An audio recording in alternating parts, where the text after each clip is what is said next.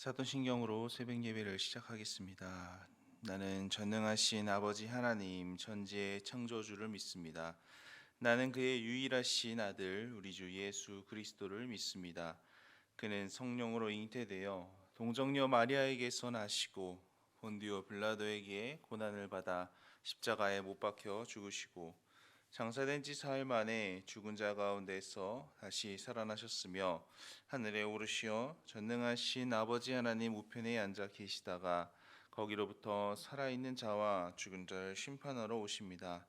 나는 성령을 믿으며 거룩한 공교회와 성도의 교제와 죄를 용서받는 것과 몸의 부활과 영생을 믿습니다. 아멘. 찬송가 459장 찬송가 459장 찬양하겠습니다. 찬송가 459장입니다. 누가 주를 따라 섬기려는가? 누가 죄를 떠나 주만 따를까? 누가 주를 섬겨 남을 구할까? 누가 주의 뒤를 따라가려나?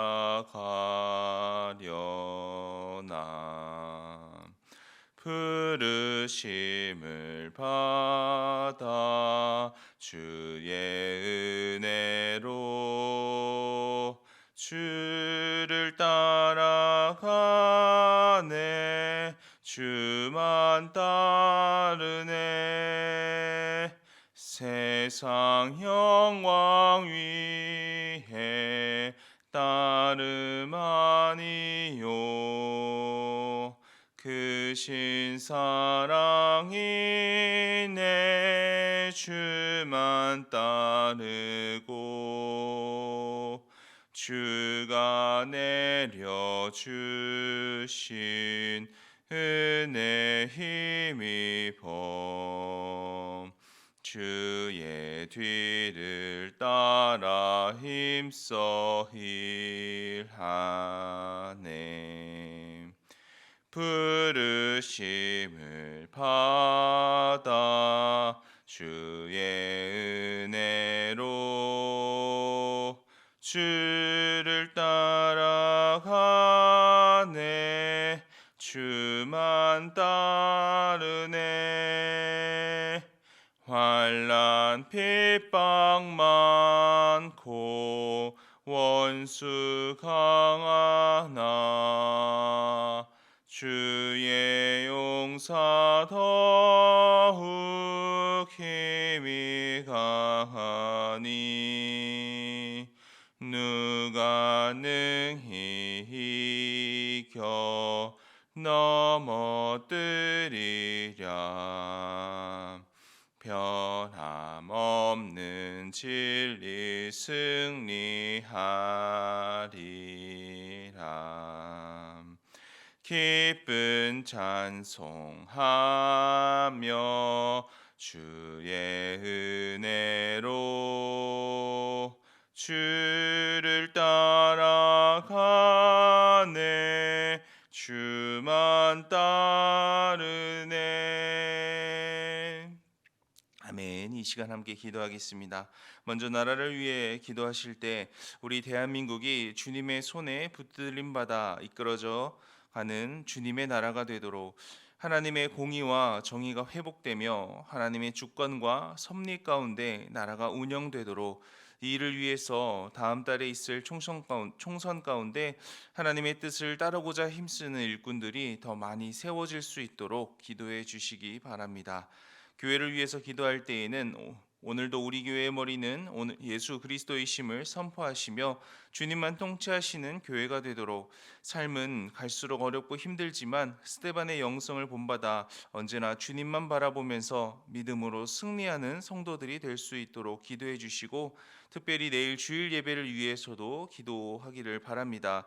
성령의 기름 부으심이 허락되며 우리의 삶을 말씀과 찬양과 기도를 통해 재정비하고 하나님의 뜻에 맞춰 수정되도록, 그렇게 주를 위하는 자들이 교회 안에 더욱 많이 세워져 하나님만 영광 받으시는 예배의 시간들 될 수 있도록 기도 부탁드립니다. 그리고 오늘은 태국의 서용석 이인규 선교사님을 위해서 기도하겠습니다.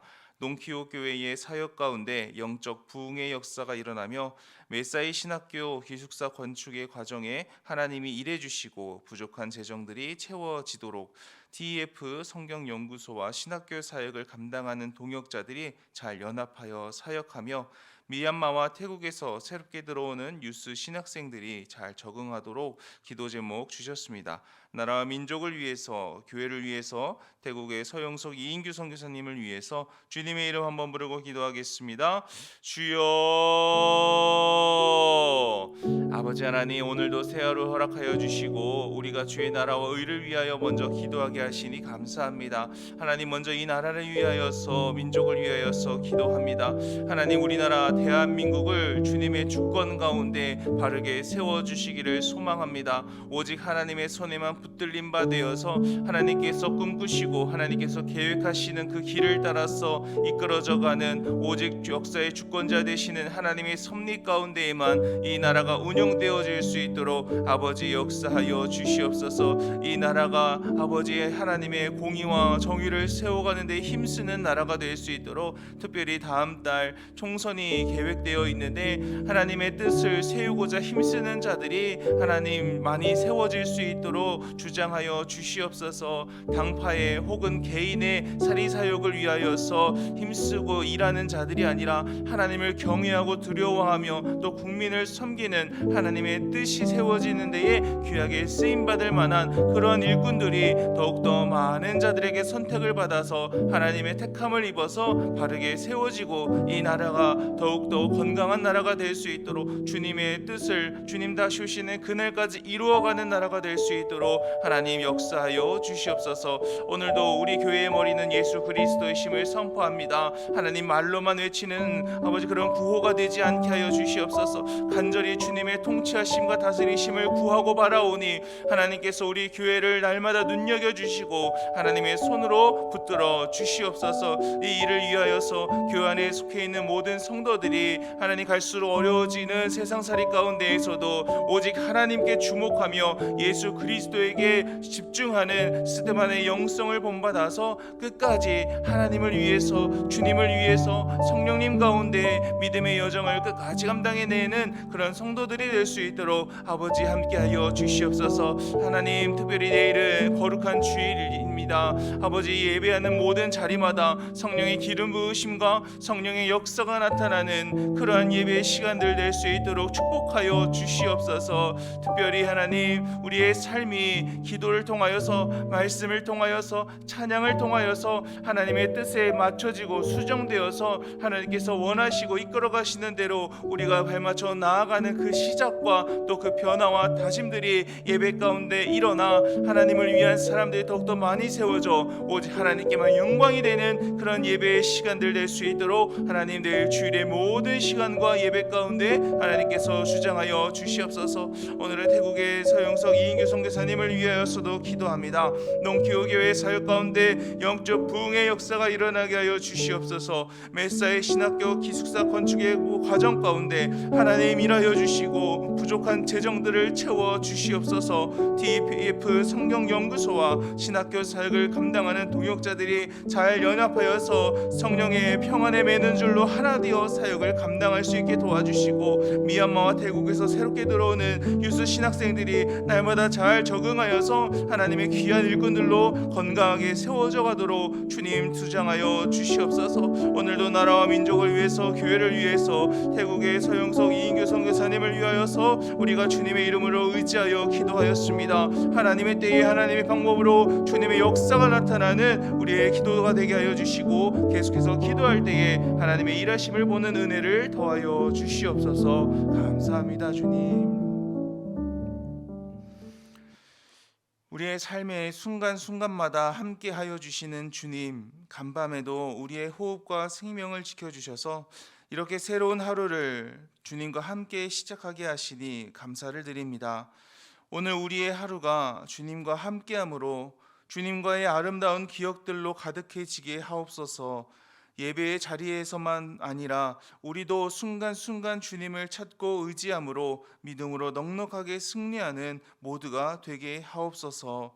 아버지, 동일한 은혜가 이 나라와 민족과 교회와 선교지에도 허락되기를 간구합니다. 역사의 주권자요, 섭리자요, 인도자이신 주님께서 모든 세상의 영역 가운데 은혜와 자비를 베풀어 주옵소서. 인간의 완악함은 거두어 주시고 주님의 뜻만이 바르게 서게 하옵소서. 이 시간 나누는 말씀 가운데에도 하나님의 본심이 나뉘어지며 주님을 더 깊이 알아가는 시간, 우리의 삶의 방향이 말씀으로 인도함 받는 시간이 되게 하옵소서. 예수님의 이름으로 기도드립니다. 아멘. 함께 나눌 하나님의 말씀은 마가복음 10장 1절부터 12절입니다. 마가복음 10장 1절부터 12절까지입니다. 예수께서 거기서 떠나 유대 지경과 요단강 건너편으로 가시니 무리가 다시 모여들거늘 예수께서 다시 전례대로 가르치시더니 바리새인들이 예수께 나와 그를 시험하여 묻되 사람이 아내를 버리는 것이 옳으니까? 대답하여 이르시되 모세가 어떻게 너희에게 명하였느냐? 이르되 모세는 이혼 증서를 써주어 버리기를 허락하였나이다. 예수께서 그들에게 이르시되 너희 마음이 완악함으로 말미암아 이 명령을 기록하였거니와 창조 때로부터 사람을 남자와 여자로 지으셨으니 이러므로 사람이 그 부모를 떠나서 그 둘이 한 몸이 될지니라. 이러한즉 이제 둘이 아니요 한 몸이니 그러므로 하나님이 짝지어 주신 것을 사람이 나누지 못할지니라 하시더라. 집에서 제자들이 다시 이 일을 물으니 이르시되 누구든지 그 아내를 버리고 다른 데에 장가드는 자는 본처에게 간음을 행함이요 또 아내가 남편을 버리고 다른 데로 시집가면 간음을 행함이니라. 아멘. 오늘 본문에서 예수님은 이제 가버나움을 떠나서 이동을 하게 되십니다. 1절 말씀을 보면 또 여느 때처럼 무리가 예수님께로 다시 모여들었다라고 말씀을 하고 있죠. 그리고 그런 무리들을 보면서 예수님께서 하신 행동이 있는데요. 1절 말씀을 다시 한번 읽어보겠습니다.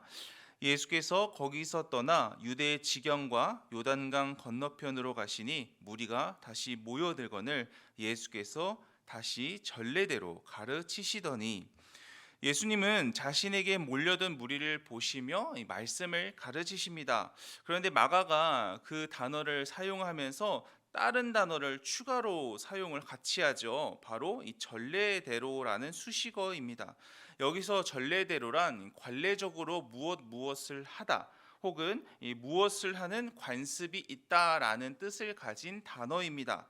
그러니까 예수님은 늘 그래 왔던 것처럼 관례적으로 자신에게 몰려든 이 무리들에게 이 말씀을 가르쳐 주셨다. 이제 그런 의미가 되는 것이죠. 이 말씀을 준비하는데 마음이 유독 이 단어에 머물게 되었습니다. 그래서 오늘 본문의 핵심 주제를 다루기 전에 잠깐 이 이야기를 나누고자 하는데요. 여러분, 우리가 알고 있는 것처럼 예수님은 늘 하시던 대로 기도하시는 분이셨습니다.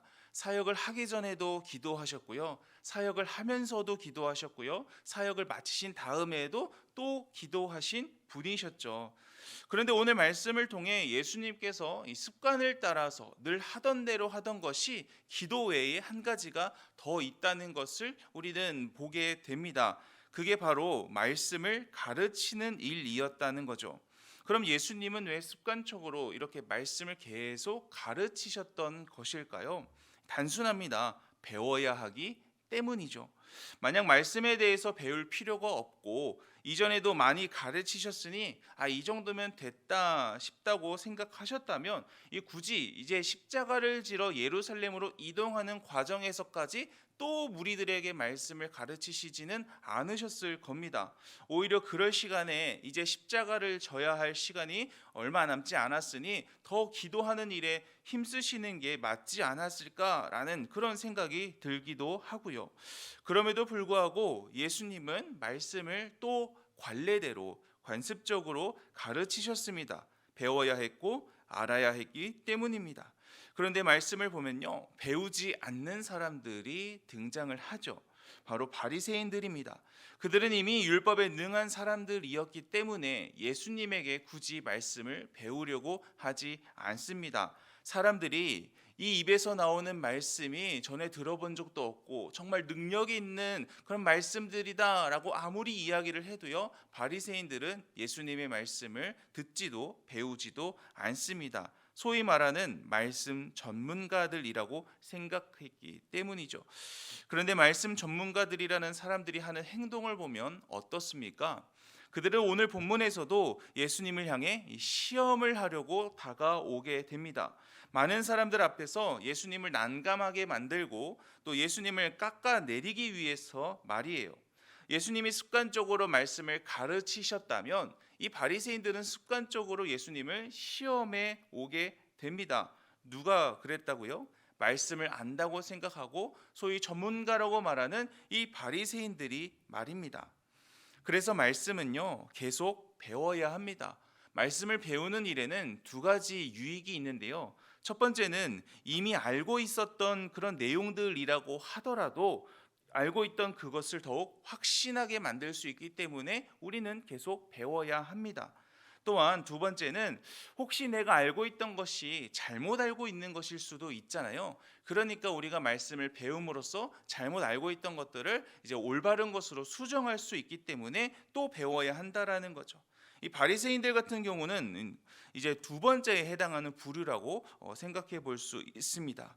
그러니 말씀을 알아도 배워야 하고 모르면 더 배워야 하는 겁니다.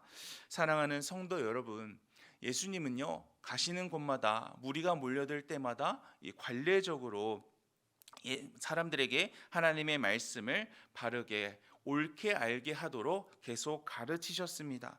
말씀을 가르치기 위해서 늘 힘쓰셨습니다. 그런 예수님의 마음을 안다면 우리도 이 하나님의 말씀을 배우는 일에 더 힘써야 하지 않겠습니까? 그런 우리를 위해서 이제 다음 주면 백합성서대학이 개강을 합니다. 물론 백합성서대학을 듣기가 쉽지가 않습니다. 스케줄을 비우기도 해야 하고요. 배운다는 것 자체가 부담이 없지는 않기 때문이죠. 들어도 모른다고 하면서 배우지 않으려고 하시는 분들도 간혹 계십니다. 사실 교역자들에게도 이 백합성서대학은 부담이 되는 것도 사실입니다. 하지만 그럼에도 불구하고 이 사역을 멈추지 않고 계속해서 이어가는 것은 말씀을 가까이 하는 자에게 분명한 은혜가 있다는 것을 이미 너무 많이 경험했고 또 그러한 은혜를 기대하기 때문입니다. 예수님을 더 알고 싶은 마음 때문이죠.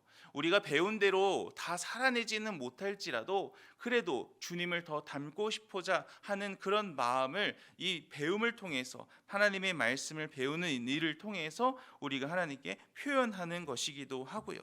그리고 바리새인들을 보면서 이 말씀을 배우지 않으면 우리가 신앙생활이 엇나갈 수 있다라는 것을 알기 때문입니다.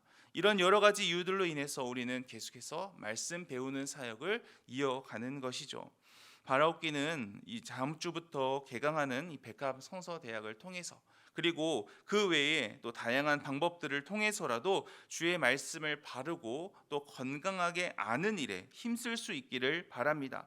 그래서 예수님을 바르게 따르는 다른 마음을 품고 따르는 이런 바리새인들과 달리 바르고 건강하게 주님을 따라가는 우리 모두가 되기를 주님의 이름으로 간절히 축원합니다. 이어서 보면 앞서 1절에서 살펴봤듯이 길을 가는 예수님에게 사람들이 몰려듭니다. 그런데 그 속에는 이 바리새인들도 함께 포함되어 있었죠. 이들은 이번에도 무리 앞에서 예수님을 곤경에 빠뜨리고자 했습니다. 그래서 시험을 걸어오는데 이번에 주제는 이혼에 관한 문제였습니다. 2절입니다. 바리새인들이 예수께 나와 그를 시험하여 묻되 사람이 아내를 버리는 것이 옳으니까. 현재 가버나움을 떠나 예수님께서 지나고 계신 지역은 헤롯 안티파스라고 하는 자가 다스리던 지역이었습니다. 일전에 그는 동생의 아내를 취하기 위해서 이 자신의 아내를 부당하게 버린 일을 일삼았던 적이 있었죠. 세례 요한은 이 일에 대해서 그것이 불의한 이혼이라고 그의 잘못을 책망하다가 결국 참수당하기까지 했습니다. 그러니 사람이 아내를 버리는, 다시 말해 이혼해도 되는 것이냐라는 질문에 예수님께서 해도 된다고 답을 한다면 이는 예수님께서 누가 봐도 잘못한 이 헤롯의 이 잘못을 묵인하게 되는 것이고요. 만약 안 된다, 아내를 버리면 안 된다라고 답을 하면 이 세례 요한의 일로 심기가 이미 불편한 헤롯 안티파스의 속을 긁는 일이 될 수도 있겠죠. 그리고 어쨌든 율법에서는 이 이혼 증서를 써주면 된다라는 식으로 이야기가 기록되어 있는데, 아니 그럼 당신은 율법을 무시하는 겁니까? 라는 그런 공격을 당할 수도 있었던 겁니다. 굉장히 심도 있는 이 정치적 질문이었던 거죠. 그런데 그 다음 구절을 보면요, 예수님께서 바리새인들에게 물어보십니다. 그럼 모세는 뭐라고 명하고 있느냐라고 말이에요. 그러자 그들은 모세는 이혼 증서를 써주기만 하면 버려도 됩니다라고 허락했다는 식으로 대답을 해요. 이에 대해 예수님이 이렇게 답하십니다. 먼저 5절입니다. 예수께서 그들에게 이르시되 너희 마음이 완악함으로 말미암아 이 명령을 기록하였거니와. 먼저 예수님은 이 바리새인들이 핑계 삼고 있는 이 모세의 명을 명을 한 이유에 대해서 설명을 해주는데요. 바로 너희 마음이 완악했기 때문에 이 모세가 이혼 증서라는 조건을 걸고 이혼에 대해서 아주 소극적으로 허락해 준 것이다라고 말하고 있는 겁니다. 지금과 달리 이 모세 시대나 예수님 당시에는 아내를 남편의 소유로 생각을 했습니다. 문제는 이 물건이 싫거나 아니면은 이제 필요가 없다라고 생각이 되면 새로운 물건을 사들이듯이 이 인간의 완악함이, 이 특별히 남자들의 완악함이 이 아내도 싫어지면요 쉽게 버리곤 했다는 것이죠. 그렇게 되면 아내는 이 생계가 막막해집니다. 버림받은 여인이라는 낙인까지 찍히게 되니 먹고 살기가 굉장히 어려워지는 것이죠. 생존의 문제로도 직결될 수 있는 일이었습니다. 하지만 그렇다고 해서 이혼을 아예 할 수 없다라고 못 박아 버리면요, 이 남편의 부당함과 부적절한 언행들에도 여인들은 이 벗어날 수 없게 되는, 그저 이 율법 때문에 평생을 당하고만 살아야 하는 그런 안 좋은 일들이 생길 수가 있었던 것이죠. 게다가 당시 문화에서는 이 실증 나서 이 아내를 버려놓고는 다시 얼마 지나지 않아서 또 데리고 오고 버리고 또 데리고 오는 그런 일들이 있었다고 합니다. 그래서 모세는 이혼 증서라는 그 장치를 통해서 이 아내를 버리려는 남편들에게 이 증서를 쓰면서 한 번 더 생각하고 고민할 수 있는 그런 기회를 제공을 했던 것이죠. 그리고 만약에 이 버린 아내를 증서를 써줬다면 다시 데려오는 것을 금지하기도 했습니다. 이 순간의 욕정과 감정 때문에 이 무분별한 이혼을 방지하면서도요, 남편으로의 부당한 대우를 받을 수 있는 약자였던 여인들의 인권을 보호하고자 했던 것이죠. 그리고 여인의 입장에서는 이혼 증서를 받음으로써 이 사회적으로 이 간악한 여자라는 낙인이 찍히는 것을, 그런 취급을 당하는 것을 방지하기 위해서 이 모세가 이 이혼 증서라는 것을 통해서 이 하나님의 지혜를 발현한 것이라고 우리가 봐야 한다라는 겁니다. 그런데 바리새인들의 질문은 어떻습니까? 그들의 질문은요, 단지 돼요 안 돼요 라는 수준에 머물러 있다라는 거예요. 이런 모세의 생각을, 그리고 그런 율법을 제정하신 하나님의 본심이 무엇일까에 대한 관심은 전혀 없습니다. 그저 이혼 증서에만 관심이 있다는 거예요. 그러니 예수님, 이혼 증서 써주면 아내 버려도 돼요, 안 돼요? 라고 그렇게 단순하게 질문하고 있는 것이죠. 그래서 이에 대해 예수님은 된다, 안 된다, 예, 아니요라고 대답하지 않으십니다. 예수님의 답은 그게 옳으냐 그르냐에 대해서 따지기보다는 도리어 더 중요한 것, 바로 결혼이라는 것의 본질에 대해서 대답을 해주시죠. 그 내용이 6절부터 9절까지인데 우리 같이 한번 읽어보겠습니다. 창조 때로부터 사람을 남자와 여자로 지으셨으니 이러므로 사람이 그 부모를 떠나서 그 둘이 한 몸이 될지니라.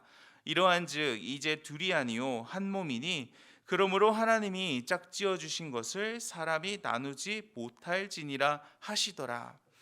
하나님은 태초에 남자와 여자로 사람을 만드셨습니다. 때가 되어 장성하여서 이제 부모를 떠나서 남자와 여자가 만나 한 몸을 이루게 하셨죠.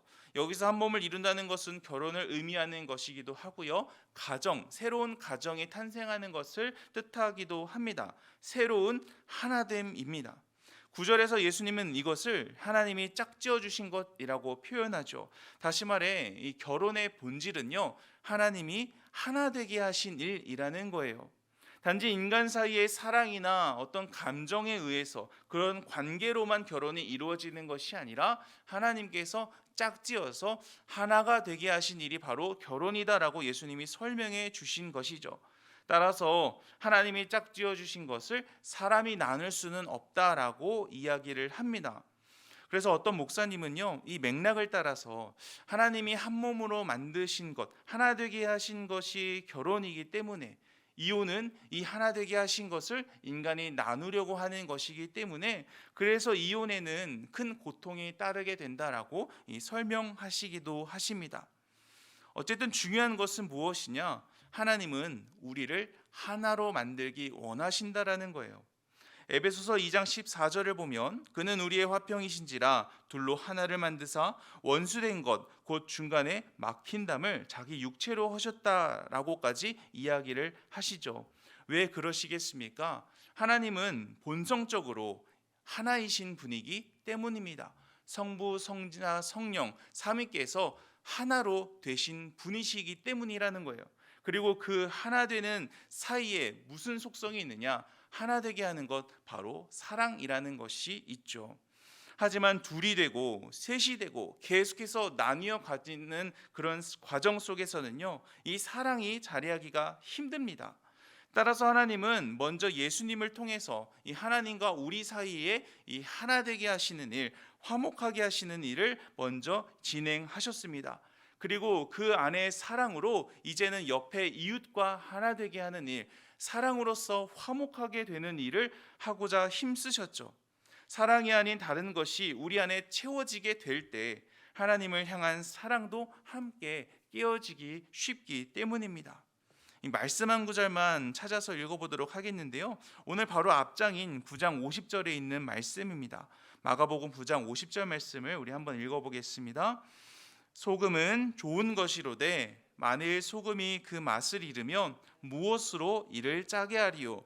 너희 속에 소금을 두고 서로 화목하라 하시니라. 예수님은 바로 이 10장 바로 앞절에서 서로 화목하라 하셨습니다. 그런데 마가는 이 10장에서요, 서로 화목하기 위해서 힘쓰는 모습은커녕 헤어져도 됩니까 안 됩니까? 버려도 됩니까 안 됩니까? 라는 그런 질문을 하고 있는 모습을 보여주죠.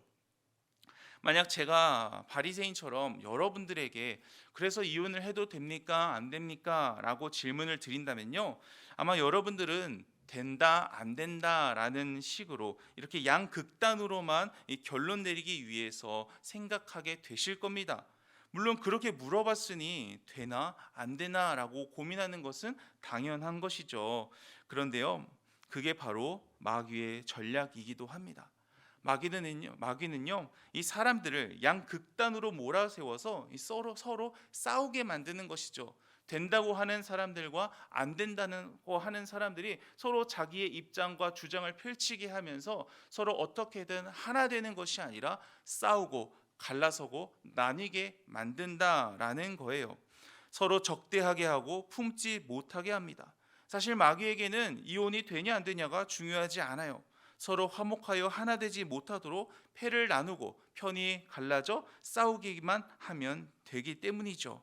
그 안에 있는 사랑을 제거하기만 하면 되기 때문입니다. 여러분, 결혼 생활의 핵심은 화목하게 하기 위해서 서로가 함께 수고하고 노력하는 것입니다. 최선을 다해 힘쓰는 것이죠.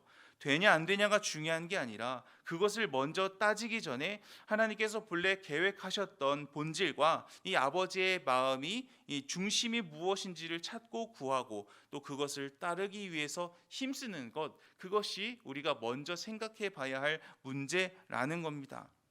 갈수록 이혼 사유는 복잡해져 가고 현 시대에 정말 많은 커플들이 만나기도 하지만 헤어지기도 합니다.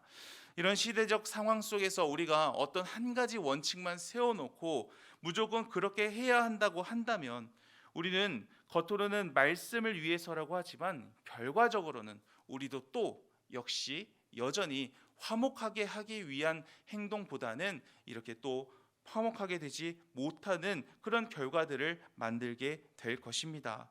그래서 예수님은요, 변하지 않는 말씀으로 결혼의 본질에 대해서 대답해 주신 것이죠.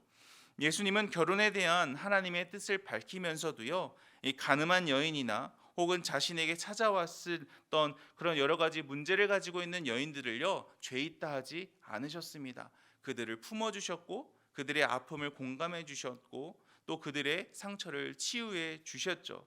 그리고 그들을 용서해 주시기도 하십니다. 예수님은 그녀들이 이혼을 했냐 안 했냐, 간음을 했냐 안 했냐보다 이 여인이 하나님과 다시 화목하게 될 수 있도록, 사람들과 다시 화목하게 할 수 있도록 하는 것, 그것이 예수님의 사역의 목표였고 그래서 그들을 다 품어주셨던 것입니다. 우리 모두가 답을 주는 선생이 되기보다 하나님과 화목하게 만드는 데 쓰임받는 모두가 되기를 바랍니다. 그러기 위해서는 결혼 혹은 이혼과 같이 문제의 현상이 아닌 그 일에 대한 하나님의 마음 혹은 하나님의 본심, 또 그 일의 본질이 무엇인지를 찾아가는 데 더욱 힘쓰는 저와 여러분들이 되기를 바랍니다. 그렇게 하나님의 뜻을 따르고자 또 하나님의 마음을 묵상하고 또 그 마음을 따르기 위해서 수고하고 노력하는 우리 모두에게 그 뜻대로 살아갈 힘과 용기와 지혜가 허락되기를 주님의 이름으로 간절히 축원합니다. 주기도문 하겠습니다. 하늘에 계신 우리 아버지, 아버지의 이름을 거룩하게 하시며 아버지의 나라가 오게 하시며 아버지의 뜻이 하늘에서와 같이 땅에서도 이루어지게 하소서. 오늘 우리에게 일용할 양식을 주시고 우리가 우리에게 잘못한 사람을 용서하여 준 것 같이 우리 죄를 용서하여 주시고 우리를 시험에 빠지지 않게 하시고 악에서 구하소서. 나라와 권능과 영광이 영원히 아버지의 것입니다. 아멘. 주신 말씀과 개인의 기도 제목 가지고 기도하시다가 자유롭게 돌아가겠습니다. 주님의 이름 한번 부르고 기도합니다. 주여. 아버지, 오늘도 말씀을 통하여 하나님의 마음에 대해서 또 하나님께서 원하시는 것이 무엇인지 함께 고민해보고 또 생각해보고 말씀을 통해 배우게 하심을 감사합니다. 하나님, 먼저는 주의 말씀을 가까이 하고 특별히 배우는 일에 힘쓰는 저희들 되게 하여 주시옵소서. 주님은 그렇게 전례대로 말씀을 가르치기 위하여서 힘쓰셨는데 우리는 얼마나 배우기 위하여서 힘쓰고 있는지를 되돌아보면서 우리의 모습을, 자세를 점검해보는 시간이 가질 수 있기를 원합니다.